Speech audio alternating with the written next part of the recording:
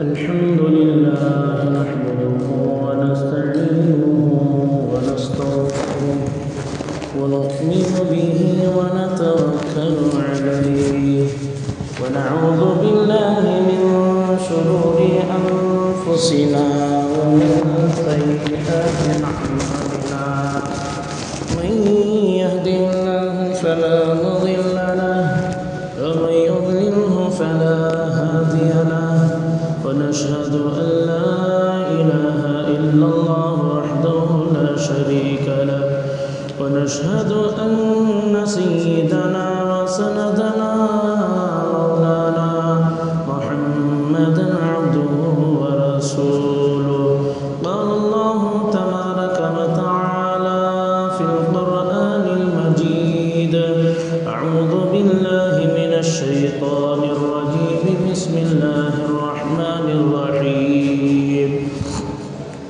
ونزلنا عليك الكتاب تبيانا لكل شيء وقال تعالى وإن من قرية إلا نحن مهلكوها قبل يوم القيامة وقال تعالى يا أيها الذين آمنوا لا تتخذوا اليهود والنصارى أولياء بعضهم أولياء بعض ومن يتولهم منكم قال النبي صلى الله عليه وسلم فيه خبر من كان قبلكم ونبأ ما سيكون بعدكم أو كما قال عليه الصلاة والسلام رب اشرح لي صدري ويسر لي أمري واحلل عقدة من لساني يفقه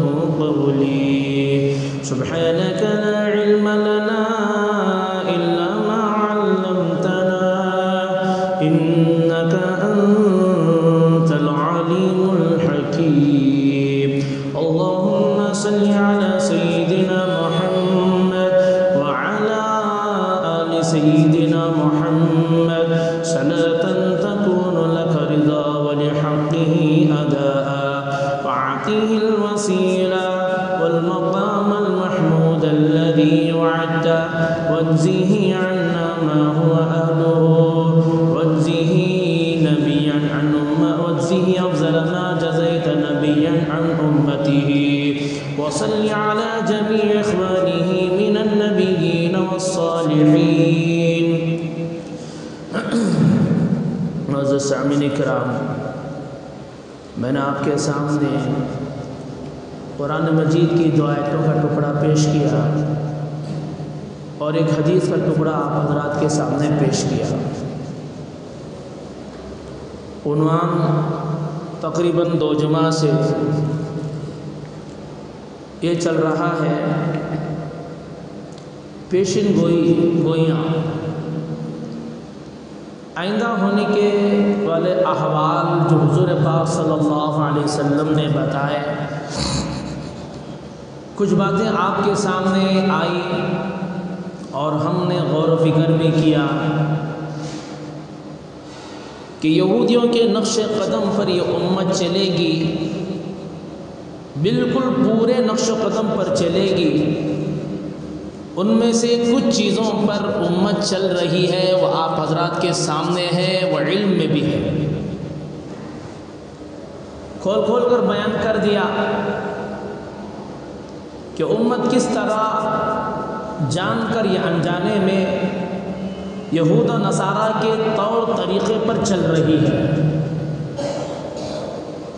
کوئی جان بوجھ کر چل رہا ہے، کوئی انجانے میں چل رہا ہے، بہرحال دونوں بھی چل رہے ہیں. یہ قیامت کی نشانیوں میں سے ہے. اس کے متعلق بتانے سے پہلے میں قرآن مجید کی 2 آیتوں کا ٹکڑا جو پیش کیا اس کا ترجمہ سن لیں. اللہ پاک نے فرمایا وَنَزَّلْنَا عَلَيْكَ الْكِتَابَ، ہم نے آپ پر کتاب کو نازل کی ہے، تِبْيَانًا لِكُلِّ شَيْءٍ، ہر چیز کی وضاحت قرآن مجید میں ملے گی. ہر چیز کی وضاحت قرآن مجید میں ملے گی. 500 سال پہلے والا اس قرآن مجید کو پڑھتا، اس کے دور کے مسائل حل کرنے کی کوشش کرتا تو اس کا جواب قرآن مجید میں تھا۔ آج کے دور میں قرآن مجید پڑھ کر آج کے جو مسائل اس کو پیش آ رہے ہیں، حالات پیش آ رہے ہیں، ان حالات کا سامنا مقابلہ کرنے کے لیے قرآن مجید کو پڑھے گا تو قرآن مجید اس کی بھی رہبری کرے گا۔ اللہ جانے اور کب تک دنیا باقی ہے، اور کئی سال کے بعد بھی کوئی پڑھنے والا پڑھے گا اور اپنا مسئلہ اس میں تلاش کرنے کی کوشش کرے گا تو اس کا مسئلے کا حل قرآن مجید میں ضرور ملے گا۔ اس لیے کہ قرآن مجید اللہ پاک نے صرف حضور صلی اللہ علیہ وسلم کے زمانے تک کے لیے نازل نہیں فرمایا کہ جو مسائل صحابہ کو پیش آئیں گے انہی کا جواب اس میں ہے، باقی کے لیے نہیں، ایسا نہیں ہے۔ قرآن مجید رہتی دنیا تک کے لیے اللہ نے نازل فرمایا ہے، اس میں کمی بیشی نہیں ہوگی۔ قیامت تک کے حالات، کل کیا ہونے والا نہ آپ کو پتا نہ مجھے پتا، معلوم ہے کہ کل کیا کھائیں گے وہ ہمیں، ارادہ کچھ اور رہتا ہے، کچھ اور کھا لیتا ہے، لیکن اللہ کے علم میں ہے کل نہیں بلکہ قیامت تک اور قیامت کے بعد ہونے والے احوال بھی کس کو پتا ہے؟ اللہ کو معلوم ہے۔ تو اللہ نے اپنی سچی کتاب میں وہ ساری چیزیں بیان فرما دیا۔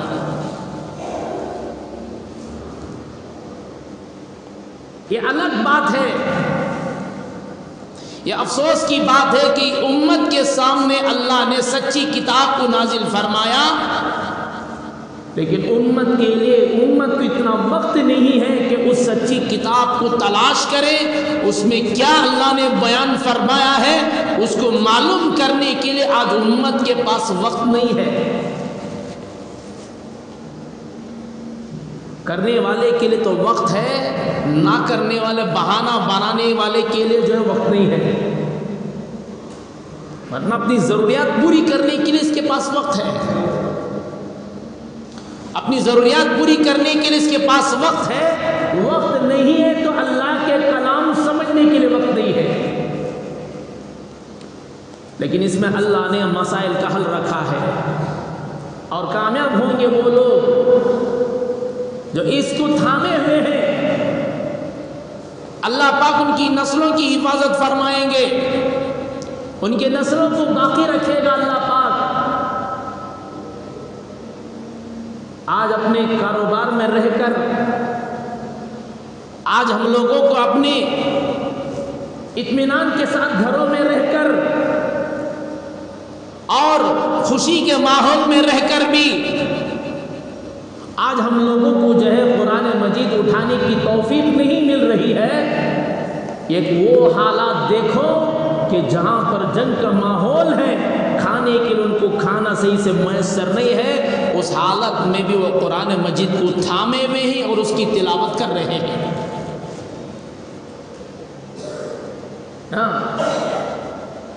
قرآن کو پڑھ رہے ہیں، تھامے ہوئے ہیں، گارنٹی نہیں آدھا گھنٹے کے بعد 10 منٹ کے بعد کیا ہونے والا ہے، زندگی کی کوئی گارنٹی نہیں ہے۔ ایسے حالات ہیں، ایسے حالات کے باوجود وہ تھامے ہوئے تو اللہ کی کتاب کو تھامے ہوئے ہیں، اور ان کا یقین ہے مریں گے تو اسی کتاب پر مریں گے، پیدا ہوئے اسی کتاب کی جو ہے ہم یقین کرتے ہوئے پیدا ہوئے ہیں، مریں گے تو اسی کتاب پر مریں گے۔ اپنی زندگی کا اور موت کا انہوں نے ثبوت دنیا ہمیں پیش کر دیا۔ پھر قیامت کے دن پوچھو گی، ان کو بھی اللہ پوچھے گا، ان کا عمل تو سامنے ہے، اس وقت ہمیں بھی اللہ پوچھے گا میرے بندوں کو میں نے حالات پیش کیا تھا، دنیا کے حالات بد سے بدتر ہو گئے تھے، ان کے اوپر مصیبتیں ان پر آئی تھی، لیکن انہوں نے میرے کتاب کو اس کا دامن نہیں چھوڑا، اور تمہیں مصیبت جو ہے تم کو میں نے امن کے ساتھ رکھا تھا، اس وقت تم نے شکر گزاری کرتے ہوئے میری کتاب کو تھاما تھا یا نہیں تھاما تھا؟ اللہ پاک ہر ایک کے ساتھ پوچھے گا۔ اور جو نہیں تھام رہا ہے، قرآن کی تلاوت سے دور ہے، اس کی سمجھ مجھ سے دور ہے، وہ خود اپنا جواب حاصل کر لے۔ قیامت کے دن اللہ کو مجھے کیا جواب دینا ہے؟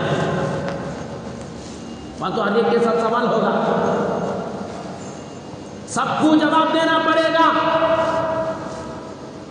انسان اور جنات کو جواب دینا پڑے گا۔ ہاں، جانوروں کو کوئی جواب نہیں ہے، جانور تو مٹی ہو جائیں گے، ان کو کوئی جواب نہیں۔ ہمارا شمار کس میں ہم سوچ لیں کہ ہمارا بات جواب کیا ہے، کیا جواب دیں گے ہم اللہ کے یہاں، ہمارا کیا جواب رہے گا؟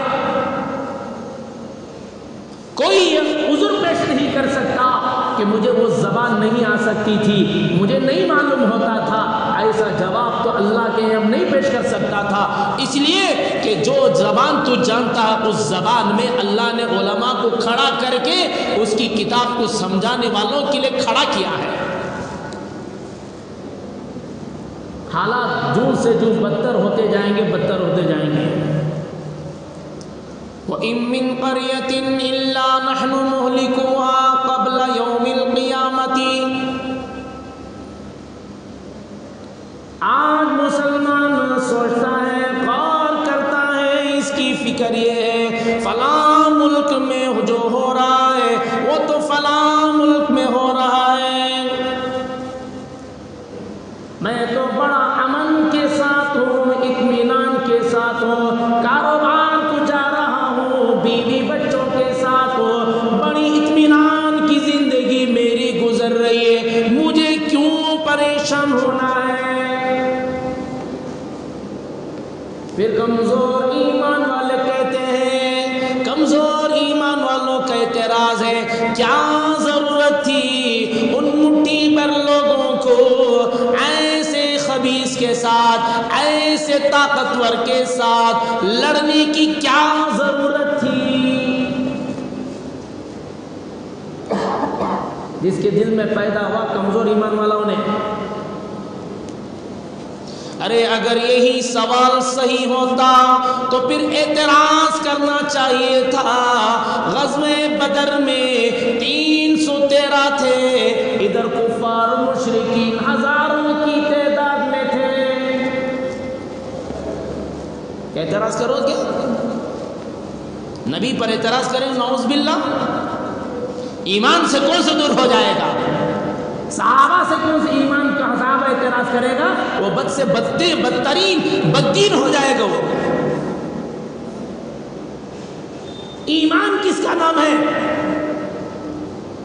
آمنت باللہ کما ہوا باسمائہ و صفاتہ۔ ایمان کہتے ہیں اللہ کو ماننا اس کے صفات کے ساتھ، اس کے ناموں کے ساتھ، اس کی صفات کے ساتھ ایمان ہے۔ اللہ کو ماننا کہ اللہ پاک ہر وقت جو ہے، اللہ پاک ہمیشہ حفاظت فرمانے والا، اللہ کی مدد سب سے بڑی مدد ہے، دنیا والوں کی طاقت سے بڑھ کر اللہ کی طاقت ہے، یہ یقین مومن کے دل میں تو وہ مومن ہے۔ اگر اس کے دل میں آئے ہتھیارات والا بڑا ہے تو سمجھا وہ ایمان سے کون سا دور ہے، وہ سمجھ رہا ہے اللہ کی طاقت سے بڑھ کر اس ہتھیار والوں کی طاقت ہو گئی ہے، یہ سمجھ رہا ہے۔ اور یاد رکھو، قبر میں جو سوال ہوگا وہ ایمان کا سوال ہوگا، اسلام کے بارے میں سوال نہیں ہوگا۔ گہری بات بتا رہا ہوں، قبر میں سوال ہوگا، ایمان کے متعلق سوال ہوگا،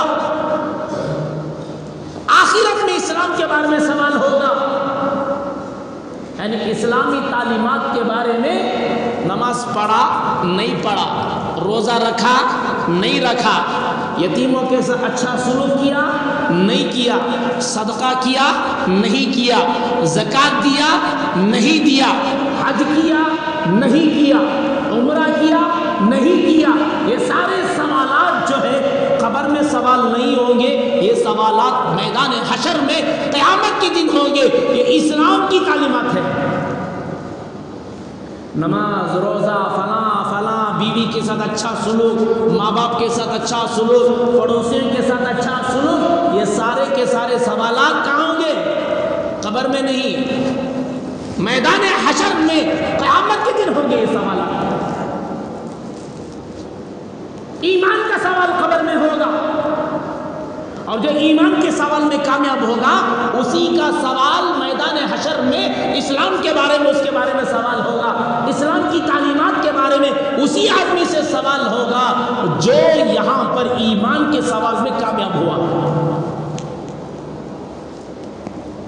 سمجھ میں آ رہا ہے؟ جو ایمان میں داخل ہی نہیں ہوا، ایمان ہی میں فیل ہو گیا، ایمان ہی میں فیل ہو گیا، اب اس کا کیا اعتبار نہیں ہے، اس کا اسلام بھی اعتبار نہیں ہے۔ ایمان کا سوال میں کامیاب ہو گیا، اب اس کا اسلام کے بارے میں سوالات ہوں گے، اچھا بھائی تم نے فلاں کام کیا نہیں کیا، یہ ساری باتیں اللہ کو منظور ہے، اللہ معاف فرما دیں گے، باقی اللہ کے حوالے، جو کرنا اللہ کریں گے۔ لیکن جو دنیا میں اور ایمان کے سوال میں، قبر میں اس کے سوال سے آدمی ناکام ہو گیا، پھر اس کا اسلام کے بارے میں کوئی اعتبار نہیں ہوگا، اسے تو کافروں کے ساتھ جہنم میں اوندے منہ ڈال دیا جائے گا، اس کا اسلام بھی کوئی اعتبار نہیں ہے، کوئی اعتبار نہیں۔ کلمہ پڑھ کر آدمی کلمہ پڑھا دل کے یقین کے ساتھ، اس کا اعتبار ہوتا ہے۔ مثال دیتا ہوں، مثال سمجھنے کے لیے نظیر بول دو، سمجھ میں اسی کے ساتھ لگتی ہے نہیں لگتی ہے، بہرحال کچھ دماغ میں آئی۔ ایک آدمی نماز پڑھنے کے لیے آیا، رکوع بھی اچھا کرا، سجدہ بھی اچھا کرا، لمبا قیام کیا، لیکن وضو نہیں بنایا انہیں، جان بوجھ کے وضو نہیں ہے اس کا۔ اب کیا بتاؤ اس کی نماز ہو جائے گی کہ ارے وضو نہیں کرا جی، کون کی وضو انہیں کیا وضو، اس کی وضو ٹوٹ گیا تھا، اس کا اسے معلوم وضو ٹوٹ گیا، وضو کرنا نہ جا کو وضو کرے بغیر کیا کھڑ گا نماز میں کھڑ گا، کیا اس کی نماز ہوتی؟ کیا نہیں ہوتی۔ اچھا ٹیپو مسجد میں نہیں پڑھا، حرم شریف کو چلا گیا بغیر وضو کے نماز پڑھنے کے لیے، کیا نماز وہاں ہو جائے گی؟ کعبۃ اللہ کے امام صاحب کے پیچھے پڑھے گا تب بھی اس کی کیا نہیں ہوگی؟ نماز نہیں۔ کیوں؟ اس لیے کہ اس کا وضو ہی نہیں ہے، ابتدا ہی غلط ہے، تو انتہا کا صحیح رہے گا جب وہ حالت صحیح نہیں ہے۔ اسی طرح نماز بھی کتنا قیام کر لے کتنا کر لے اعتبار نہیں ہے اللہ کے یہاں، بھلے تو سجدہ پر سجدہ کرتا رہا کر، اس لیے کہ تیرا وضو نہیں۔ اسی طرح میں سمجھانے کے لیے کہہ رہا ہوں، جس کا قبر میں ایمان کا سوال کے جواب میں یہ فیل ہو گیا، آخرت میں اس کا کوئی اعتبار نہیں ہوگا۔ سوال میں اللہ پوچھتا نہیں نماز پڑھیا کہ نہیں پڑھیا خبر میں، یہ سوال کم سنی کی تمہیں؟ سوال نماز پڑھیا نہیں پڑھیا، ہاں سوال ہوگا، کہاں ہوگا؟ غور سے سنو بات ہے، انگلے کو سننے کو بات ہے، نماز کی ہو حضرت بولے سے آج بات بولے تو راز کی بات، نماز کا سوال ہی نہیں پتا کرتے، پھر پڑھنا کی کو اسے انگلے کو سننے کو، ورنہ کیا کی ہو جائے گا بات ہے۔ سمجھانے کے لیے بہت سارے احادیث لکھ کر آیا ہوں آپ لوگوں کے سامنے رکھنے کے لیے، اللہ وقت میں برکت دے۔ سوال ہوگا من ربو کا، رب کے بارے میں، اللہ رب ہے، یہ ایمان کے متعلق سوال ہے۔ اور قیامت کے قریب اللہ نے فرمایا من قریۃ الا نحن مہلکوها، ہر بستی کافروں کی اللہ پاک نافرمانوں کی ہلاک کریں گے، برباد کریں گے۔ وَإِن مِّن قَرْيَةٍ إِلَّا نَحْنُ مُهْلِكُوهَا، 15 پارے کا ہے، ہر بستی ہلاکت ہو جائے گی، ہلاک ہو جائے گی قبل یوم القیامہ، قیامت کے دن سے پہلے، او معذبوها، وَإِن مِّن قَرْيَةٍ إِلَّا نَحْنُ مُهْلِكُوهَا قَبْلَ يَوْمِ الْقِيَامَةِ أَوْ مُعَذِّبُوهَا عَذَابًا شَدِيدًا، یا اس بستی کے رہنے والوں کو اللہ پاک بڑے خطرناک سزا دیں گے۔ وَكَانَ ذَلِكَ فِي الْكِتَابِ مَسْطُورًا، اور یہ باتیں جو اللہ نے بتایا قیامت آنے سے پہلے ہر بستی ہلاک ہوگی اور ان کو عذاب ہوگا، یہ بات اللہ پاک نے بتایا۔ کان ذالک فی الکتاب مستورا، اللہ کے لوح محفوظ میں اللہ نے لکھ دیا ہے۔ یہ ہوگا۔ اب کسی بھی حالات کو معلوم کرنے کے لیے ہمارے پاس دو راستے ہیں۔ حالات معلوم کرنے کے لیے دو راستے ہیں۔ ایک راستہ میڈیا کا ہے، جھوٹوں کا، جس میں اکثر ہم لوگ ملوث ہیں۔ ہاں، میں تو صاف صاف بولنے والا، اکثر ہم لوگ ملوث ہیں اس کے پروپیگنڈا میں۔ وہ جیسے بتاتا اس طرح ہم لوگ مانتے ہیں، ماننا پڑ جاتا ہے ہم لوگوں کو۔ ایک راستہ ہے جھوٹوں کا راستہ، اسلام کو بدنام کرنے کے لیے، مسلمان کو بدنام کرنے کے لیے، اور جو لوگ اللہ کے نام کو بلند کرنے کے لیے، اللہ کے گھر کی حفاظت کے لیے جان و مال کی قربانی دے رہے ہیں، اپنے بچوں کا نذرانہ پیش کر رہے ہیں، ان کے متعلق غلط باتیں بتا دیا تو آج مسلمان بھی مان لیتا ہے، نعوذ باللہ۔ ایک راستہ میڈیا کا، دوسرا راستہ قرآن و حدیث کا۔ قرآن و حدیث سے معلوم کرنا پڑے گا کہ حالات کیا ہوں گے، کیا ہونے والے ہیں۔ یہ دوسرا راستہ ہے۔ اس دوسرے راستے کو اپنانے والے بہت ہی کم لوگ مسلمان ہیں جو ان حالات کو جاننا چاہتے ہیں۔ کیا حضرت ایسا بول رہے ہیں نا، وہ ایسا بول رہا ہوں، ہوش میں بول رہا ہوں، بے ہوش ہو کر نہیں بول رہا ہوں، میں حالات دیکھ کر ہی بتا رہا ہوں۔ آج جو پیش آ رہا ہے، حضور پاک صلی اللہ علیہ وسلم نے 1400 سال پہلے آقا نے بتا دیا کہ میری امت پر ایسا ایسا دور آنے والا ہے، فلاں فلاں دور آنے والا ہے۔ حضور نے بتا دیا پہلا دور ایسا رہے گا، پھر دوسرا دور ایسا رہے گا، تیسرا دور ایسا رہے گا، چوتھا دور ایسا رہے گا، پھر کیا ہوگا، ایسے ایسے حالات پیش آنے والے ہیں۔ حضور پاک صلی اللہ علیہ وسلم نے 1400 سال پہلے آقا نے بتا دیا، لیکن اس امت کی اکثریت کو اس کا علم ہی نہیں ہے، علم نہیں ہے۔ اچھا نہیں ہے تو جس کے پاس ہے ان کے پاس معلوم کرنے کی کوشش کیوں نہیں کیے؟ ایک حدیث آپ کے سامنے سناتا ہوں، سنو غور سے۔ اس سے پہلے حضور نے بتا فی خبر من کان قبلکم، قرآن میں وہ واقعات ہیں جو تم سے پہلے گزر چکے، ان کے واقعات ہیں۔ وَفِيهِ نَبَأٌ وَنَبَأٌ مَا سَيَكُونُ بَعْدَكُمْ، اور تمہارے بعد کے آنے والے احوال بھی قرآن مجید میں ہیں۔ کس نے بتایا؟ حضور پاک صلی اللہ علیہ وسلم نے بتایا۔ ایک حدیث آپ کے سامنے پڑھتا ہوں، سنو، وقت فل فائٹ بھاگ رہا۔ عن ابن عباس رضی اللہ تعالیٰ عنہ قال قال رسول اللہ صلی اللہ علیہ وسلم اول هذا الامر نبوہ ورحمہ۔ پہلے حدیث پڑھ دیتا ہوں، پھر اس کے بعد تشریح کروں۔ ثم يكون خلافہ ورحمہ، ثم يكون ملوکا ورحمہ، ثم يكون امارة ورحمة، ثم يعود جبرية، ثم يتكادمون عليه تكاد الحمير، فعليكم بالجهاد وإن أفضل جهادكم الرباط وإن أفضل رباطكم عسقلان أو كما قال، رواه الطبراني۔ طبرانی حدیث کی کتاب ہے، طبرانی ایک حدیث کی کتاب ہے۔ حضور پاک صلی اللہ علیہ وسلم نے فرمایا میری امت پر سب سے پہلا دور نبوت کا آئے گا، اور وہ سب سے بہترین دور رہے گا اور رحمت کا دور رہے گا۔ کون سا؟ حضور کا زمانہ۔ اول هذا الامر نبوہ، پہلا دور کس کا؟ حضور پاک صلی اللہ علیہ وسلم کا دور ہے، نبوت کا دور، اور وہ رحمت کا دور ہے۔ اس میں کسی کو شک نہیں، رحمت ہی رحمت ہے۔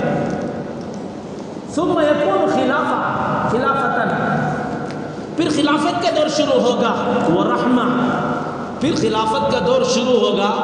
محقق محدثین کہتے تقریباً 30 سال کا عرصہ گزرا ہوگا۔ کہتے حضرت ابو بکر رضی اللہ عنہ کا 2-2.5 سال، پھر حضرت عمر رضی اللہ عنہ کا 10-12 سال، حضرت عثمان رضی اللہ عنہ 10-12 سال، پھر حضرت علی رضی اللہ تعالیٰ عنہ، حضرت حسن رضی اللہ عنہ کے 6 مہینے، تقریباً 30 سال خلافت کا دور گزرا۔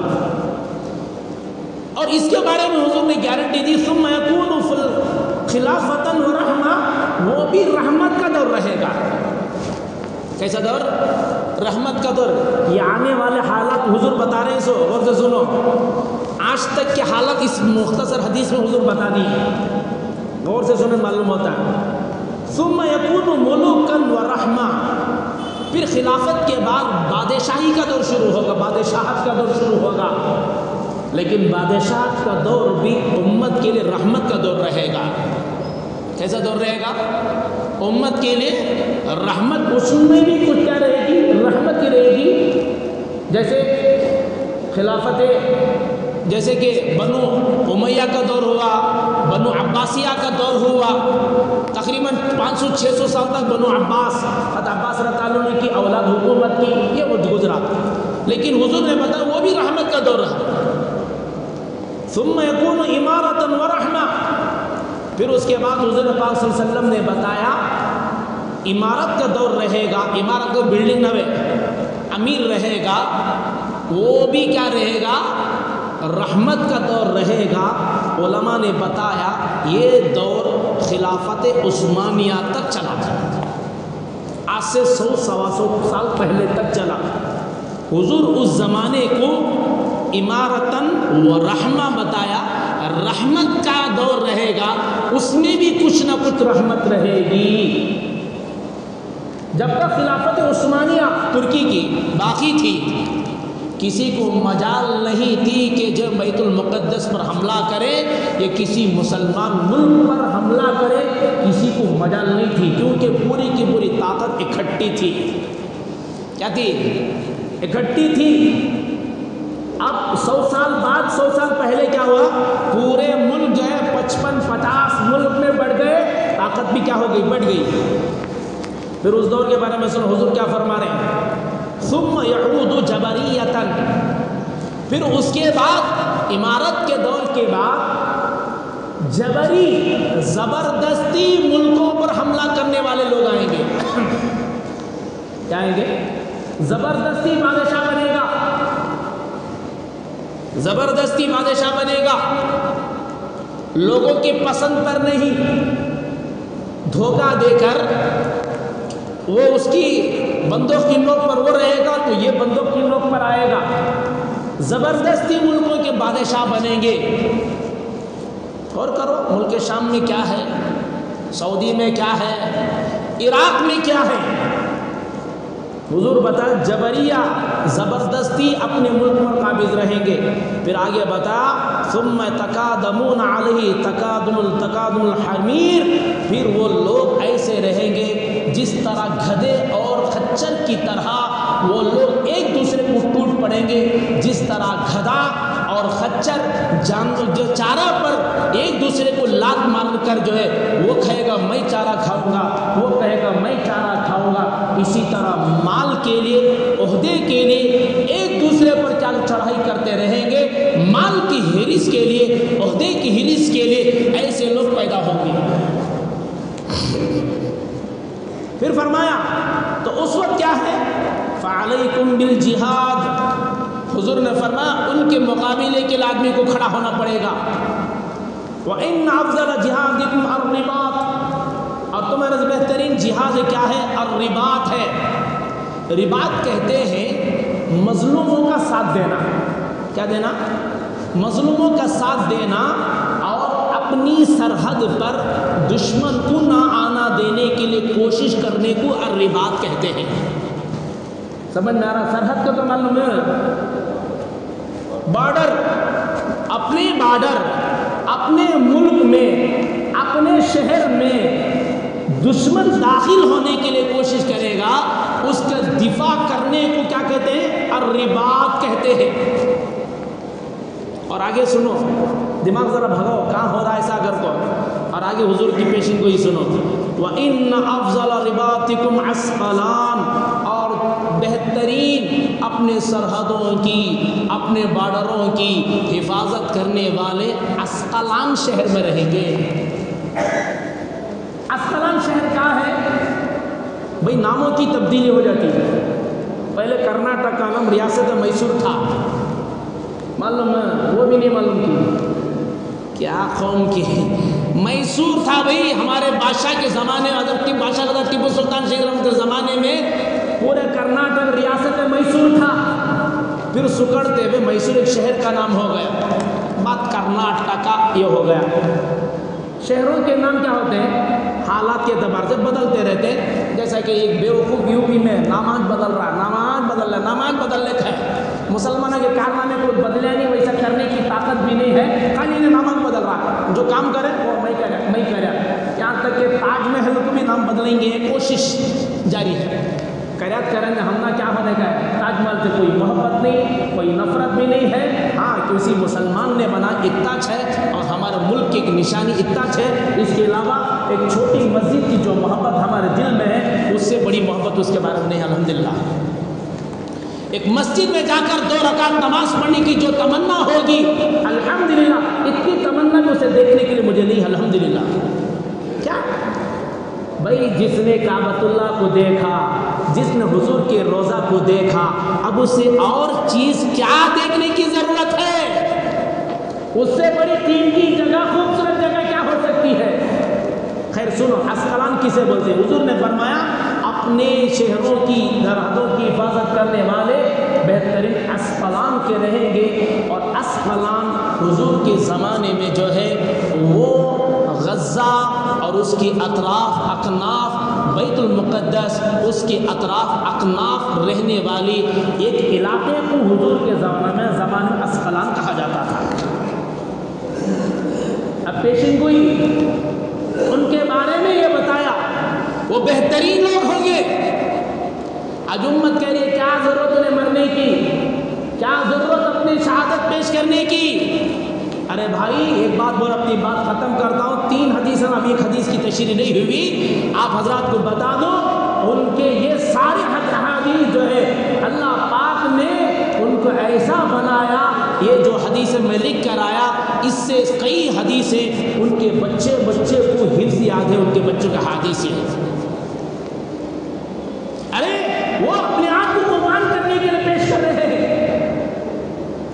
माँ कहती है बेटा शाम तक तेरी खबर मुझे शहादत की मिलना है, क़यामत के दिन अल्लाह के यहाँ मैं ये पेश करूं कि इसलिए कि तेरा बाप भी शहीद हुआ था और मैंने ये वादा किया था, मेरे 4 बच्चे हैं, मैं इनको शहादत के रास्ते पर चलाकर फिर उसके बाद मैं भी शहीद हो जाऊं, मैंने उसी वक्त अज़्म कर लिया था। एक मासूम बच्चा अपनी बहन को जो शहीद हो रही थी हिलाकर कहता है अबशिरो बिल जन्ना, मेरी बहन तुझे जन्नत की खुशखबरी है, तू जन्नत को जा रही है। चंद लम्हों के बाद तेरा भाई भी जन्नत शहीद होकर जन्नत को आने वाला है। वहाँ उनके अमीर के तरफ से बात आती है 15 आदमी की हमें ज़रूरत है, तो खड़े हो जाते 200 आदमी दावत के लिए नवे कुकुट का खाना खाने भागते ना, एक चेयर के पीछे 4 जने खड़े रहते हैं। ऐसी हालत नहीं है।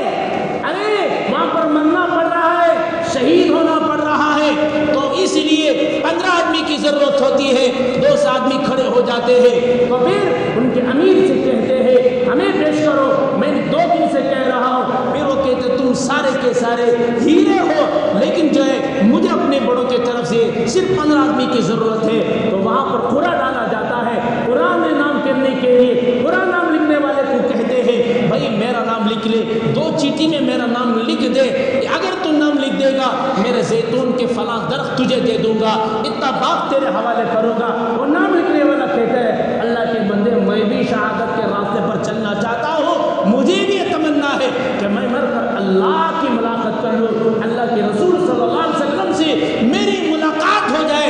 ये उनकी तमन्ना है, उन लोगों की तमन्ना है। आज हमारी तमन्ना इसे लड़की होना, ये नेक अच्छी खूबसूरत बीवी होना, बीवी के साथ दिन रात गुजारना और अच्छा पेट को खाना मिलना, जिंदगी गुजारने की इसी की यही एक जो है मकसद है। अल्लाह के नाम पर अपनी कुर्बानी देना आज उम्मत से कोसों दूर है। अरे हम पैदा हुए अल्लाह के लिए, अल्लाह के रसूल के लिए, अल्लाह के रसूल के दीन बुलंद करने के लिए। सहाबा के वाक़ियात पढ़े हैं। अब कम अज़ कम क्या कर सकते हैं? जोश में झींगा शहीद होना बेकार है, وہاں کے علماء نے تقریباً 150 علماء نے دستخط لکھ کر امت کے نام پر پیغام بھیجا ہے. وہ بول کر اپنی بات ختم کرتا ہوں. ابھی بات مکمل نہیں ہوئی، ابھی تین حدیثیں لیکن کچھ حدیث ابھی مکمل نہیں ہوئی ہے، اور گزشتہ کا واقعہ بھی کیا رہ گیا محفوظ رہ گا، وہ بول نہیں پایا وقت کی گنجائش ہے. میرا ان علماء کا آپ کو جب پیغام پہنچاتا ہوں، وہ کہتے ہیں امت مسلمہ آپ ہمارے لیے دعائیں کریں. جس طرح بدر کے میدان میں صحابہ میدان میں تھے، حضور نے دعائیں کر کے ان کی مدد فرمائی، اسی طرح تم ایک سنت پر عمل کرو، ہمارے لیے دعائیں مانگو. کر رہی نہیں کر رہی معلوم، چپ یہاں بیٹھا کو یوں نہیں، راتوں کی تنہائی میں مانگنا تڑپ کے ساتھ. بچی کی شادی نہیں ہو رہی، کیسا تڑپ سے مانگتی نہیں؟ شادی نہیں جڑ رہا، کیسا مانگتا نا؟ جہاں اس کی تمنا ہے وہاں ہونا کے لیے کیسے خلوص کے ساتھ مانگتا ہے، اس سے خلوص کے ساتھ مانگ، اسے کہتے مانگنے والا. اور دوسرا، ان یہودیوں کا پروڈکٹس کو جو ہے بالکل استعمال کرنا بند کر دو، یہ ان کا یہ ہے. اور تیسرا ہماری بات یہ ہے، تیسرا جو ہے اپنے آپ کے اندر امیدیں پیدا کرو، اور جو ہے علماء کے ساتھ اٹھنا بیٹھ کے کرتے ہوئے حالات کو سمجھنے کے لیے ہمارے نبی نے اور کیا بتایا، ہمیں کیا کرنا ہے، اس کے بارے میں معلومات کرو. معلومات کر کے جو ہے معلوم کرو. ارے بھائی تم لوگ معلومات نہیں کر رہے ہیں، یہودی لوگ یہ پیشن گوئی ان کی کتابوں میں بھی ہے، وہ سارے کا سارا معلوم کر رہے ہیں، عیسائیوں کے بھی معلوم کر رہے ہیں. انہی کے کاروں کے پیچھے دیکھو، کمنگ جیسس کے عیسیٰ آنے والے ہیں.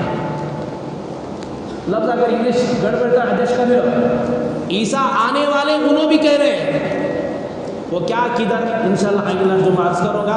اللہ پاک سے اللہ عمل کی توفیق مرحمت فرمائے. بات تو ادھیر ہوگی لیکن وقت ہو گیا. اللہ پاک ہم سب کی حفاظت فرمائے. آمین. وآخر دعوانا الحمدللہ رب العالمین.